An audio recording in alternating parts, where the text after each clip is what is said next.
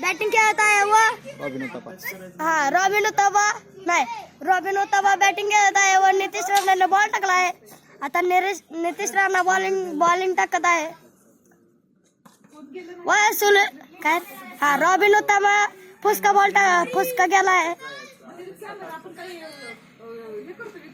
Nitish राणाने ball टाकला आहे व अशोक दिंडाने नाही व रॉबिन उत्तपाने 2 रन घेतले आहेत. नितीश दिंडा आता बॉल टाकत आहे. रॉबिन दादाने आउट की आता होतोय आम्ही टप्पी टाकतो किसतो हळू. सुनील नारायण मध्ये बोलला आहे हळू बॉल टाक म्हणून. आणि सुनील नारायण अशोक दिंडा आणि करम पांड्या यांनी मध्ये नितीश राणाने बॉल टाकला आहे व रॉबिन उत्तपा आउट झालेला आहे.